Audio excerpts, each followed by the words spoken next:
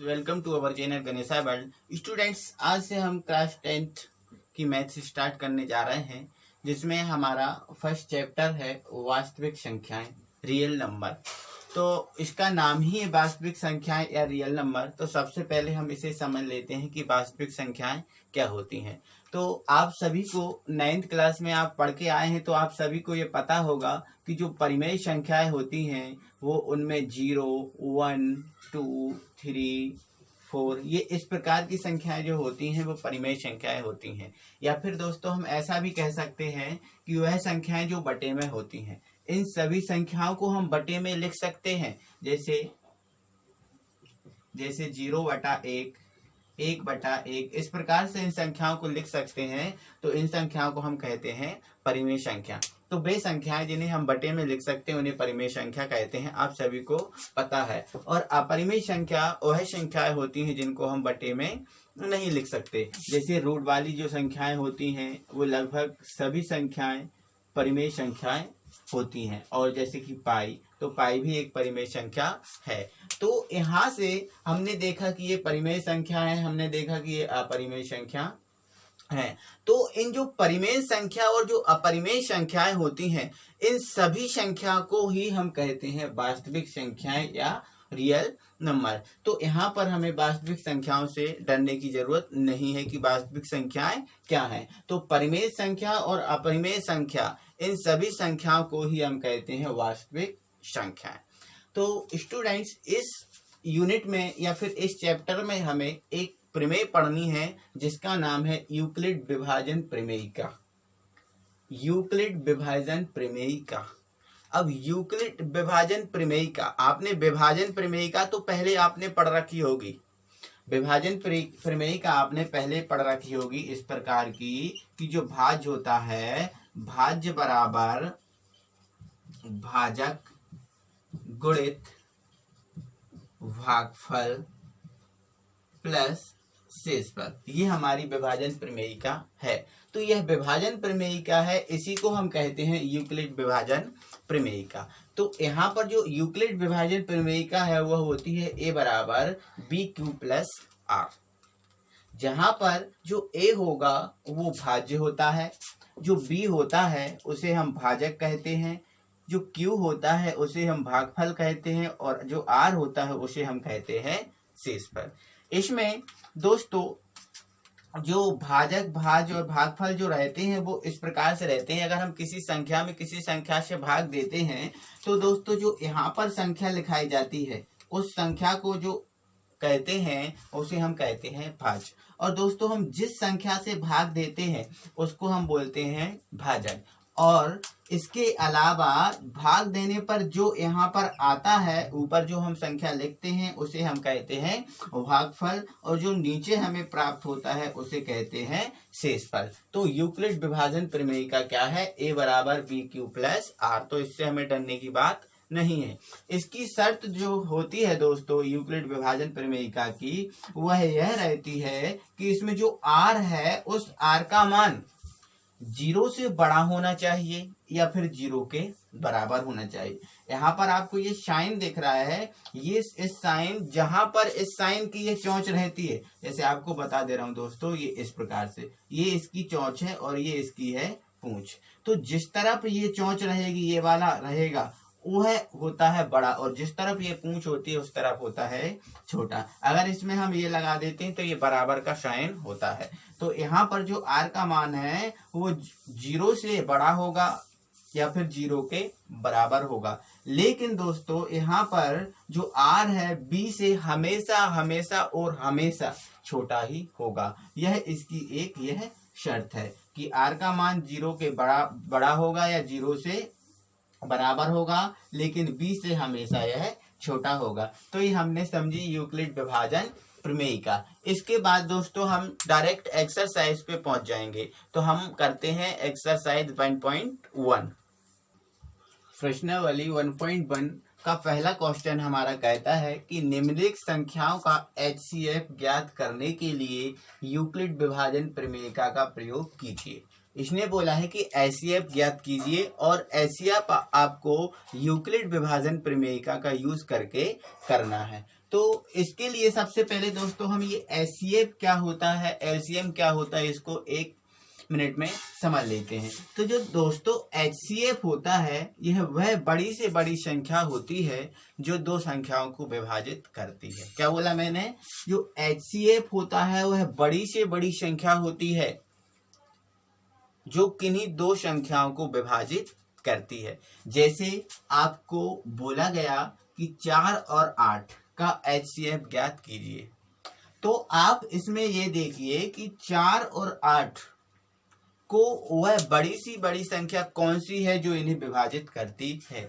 तो हम देख रहे हैं कि 2 दूनी 4, 2 चौके 8, 2 से हो गया। क्या 3 से कट रहा है? नहीं। क्या 4 से कट रहा है? 4 एकम 4 और 4 दूनी 8। तो विभाजित इसको 2 ने किया और 4 ने किया। अब इन 2 और 4 में बड़ा क्या है? 4। तो यहाँ पर इसका एचसीएफ क्या हो गया दोस्तों? 4। अब यदि हम इसके एलसीएम की बात करें कि इसका एलसीएम है वो क्या है? 4 और 8 का। तो जो एलसीएम होता है वह छोटी सी छोटी संख्या होती है जो किन्हीं दो संख्याओं को विभाजित करती है। अब इसमें हमने देखा था 4 और 8 में कि 2 से विभाजित हो रहा है और यह 4 से विभाजित हो रहा है। तो इसमें जो 4 आया तो वो 4 क्या है? एचसीएफ। और इसमें एक 2 भी आया तो वह 2 क्या है? इसका एलसीएम। तो आपको ये याद रखना है कि एचसीएफ बड़ी संख्या होती है और एलसीएम होती है छोटी संख्या जो विभाजित करती है। ठीक है दोस्तों, इसके बाद हम समझेंगे कि पहला क्वेश्चन किस प्रकार से इसको सॉल्व हम कर सकते हैं। उसने बोला है यूक्लिड विभाजन प्रमेयिका का प्रयोग कीजिए, तो हम यूक्लिड विभाजन प्रमेयिका का प्रयोग ही करेंगे, लेकिन इसको सॉल्व करने का यह तरीका है, बहुत आसान तरीका है, उसको हम समझ लेते हैं। इसको सॉल्व करने के लिए सबसे पहले हम क्या करेंगे कि जो 225 है उस 225 में 135 से भाग देंगे। जब हम 225 में 135 से भाग देंगे तो भाग एक ही बार जाएगा और आ जाएगा 135। इसको हम माइनस करेंगे तो 0 आएगा, इसमें से 1 ले लेंगे 12, 12 में से 3 जाएंगे, कितना बचेगा? 9। यहाँ पर ये 0, तो यहाँ पर जो आया हमारा 90। अब जो दोस्तों यहाँ पर हमारा जो भाजक है वो है 135, भाज्य 225 है, भागफल 1 है और शेषफल आया है 90। इसको हम और आगे बढ़ाएंगे तो इसमें हम जो भाजक है उसको 90 मानेंगे और भाज्य को बना देंगे यहाँ पर 135। अभी हमने भाज्य बनाया था 225 और इसको सॉल्व किया था, शेषफल आ गया था। अब हम 135 को भाज्य बनाएंगे और इसको सॉल्व करेंगे, या फिर हम ऐसा कह सकते हैं कि हमारा ये दूसरा भाग है। इसमें हम 90 से भाग देंगे, तो 90 से भाग देंगे तो एक ही बार जाएगा और ये आ जाएगा 90 एकम 90। इसको माइनस करेंगे तो 5 में से 0 जाएगा, 5 बचेगा। यहाँ पर 13 में से 9 जाएंगे तो यहाँ पर 4। तो इसमें हमने देखा कि भाजक 90 है, भाज्य 135, भागफल 1 और शेषफल आ गया 35। इसको आगे बढ़ाएंगे और अब हम 90 को भाज्य बना देंगे। अब 90 को भाज्य बना दिया और 45 को भाजक बना दिया, तो हम 45 से 90 में भाग देंगे। तो यहाँ तक हमने भाग देंगे तो 45 दूनी 90, तो 45 दूनी 90 आया और ये आ गया हमारा 0। तो यहाँ पर ये मैं इसलिए कर रहा था दोस्तों कि मेरा जो शेषफल है वो 0 आ जाए। तो आपको शेषफल 0, जब तक शेषफल 0 नहीं आ जाता तब तक ये प्रक्रिया आप इसको दोहराते रहेंगे। एक क्वेश्चन में इसके आगे और कराऊंगा तो आपको इसको समझ में आ जाएगा। तो इसको आपको साइड में कर लेना है और साइड में करके इस जो आपने साइड में किया है इस पूरे को यहाँ पर हम जमा देंगे। तो यहाँ पर जब हम इसको सॉल्व करके जमाएंगे तो इसमें हम बड़े नंबर से शुरू करते हैं। जैसा कि हमने बड़े नंबर को यहाँ पर जो भाज्य बनाया था ना, तो उसी नंबर से शुरू करते हैं। तो यहाँ पर लिख देंगे हम 225 से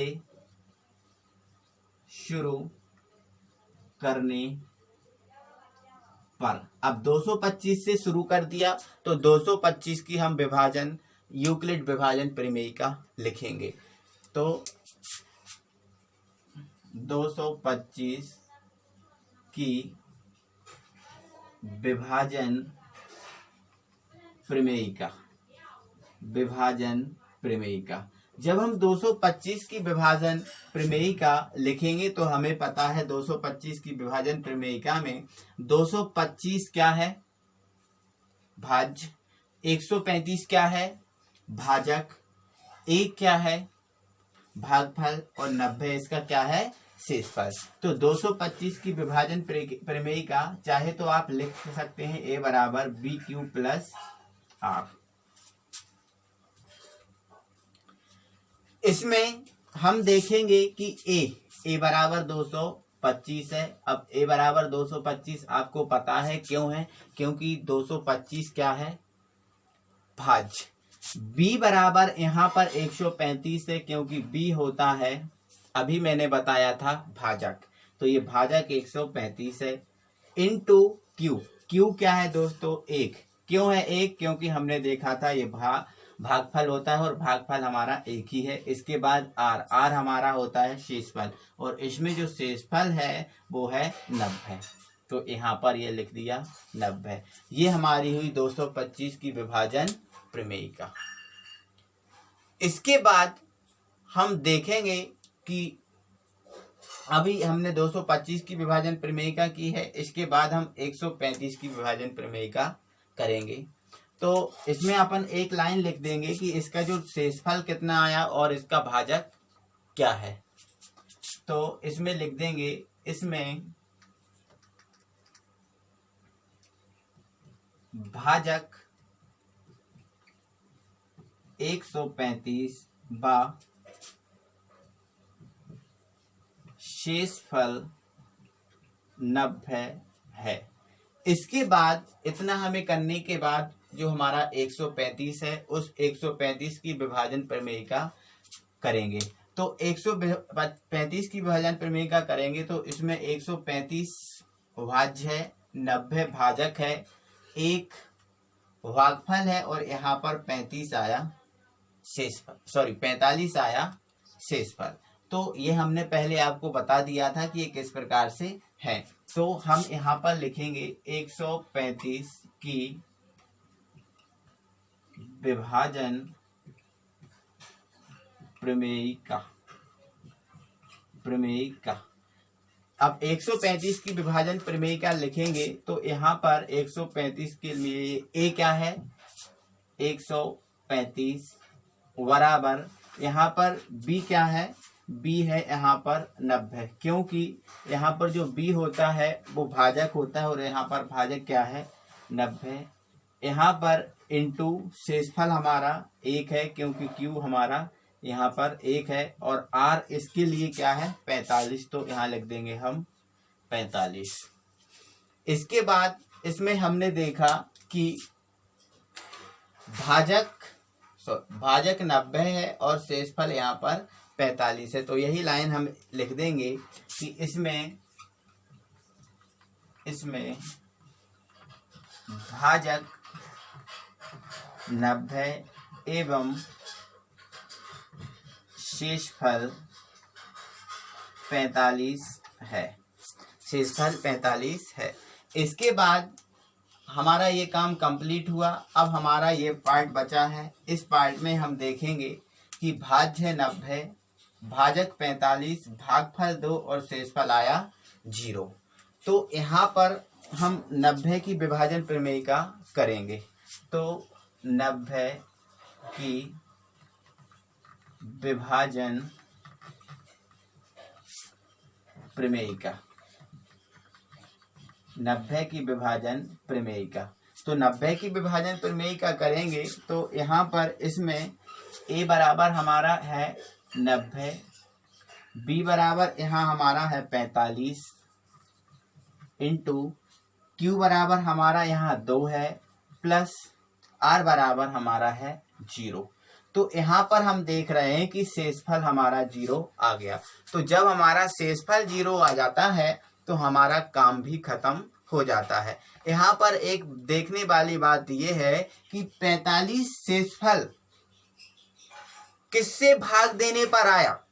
तो हम देख रहे हैं, सॉरी एक मिनट, सॉरी दोस्तों ये मिस्टेक हो गई है कि यहाँ पर हम ये देखेंगे कि जो 0 शेषफल है वो कैसे आया, किससे भाग दिया तब 0 शेषफल आया। तो हम यहाँ पर देख रहे हैं कि 45 से भाग दिया तब हमारा शेषफल 0 आया। तो जिससे भाग देने पर शेषफल 0 आता है वही हमारा HCF होता है। तो यहाँ पर 45 से भाग देने पर शेषफल 0 आया, तो यहाँ पर हमारा जो HCF है वो है दोस्तों हमारा 45। क्या है? 45। तो अतः शेषफल, सॉरी एक मिनट दोस्तों, अतः HCF इज इक्वल टू 45। अतः दोस्तों हमने HCF निकाल लिया 135 और 225 का कितना, 45। तो इस प्रकार से हम किसी भी सवाल को कर सकते हैं। तो आइए हम देखते हैं कोई दूसरा क्वेश्चन। दूसरा क्वेश्चन हमारा ये है कि 196 और 38,220 का HCF ज्ञात कीजिए। तो आपको इसको ज्ञात करने का वही तरीका है कि सबसे पहले जो 38,220 यहाँ पर है उसमें 196 से भाग दीजिए। तो आपको 196 का पहाड़ा नहीं आता, तो इसका भी सॉल्यूशन है। तो सबसे पहले आप छोटे छोटे नंबर में इसको तोड़ लीजिए और उसमें भाग दीजिए। तो सबसे पहले हम 382 में भाग देंगे 196 का, तो यह एक बार जाएगा, यहाँ पर आ जाएगा 196, 196 एकम 196।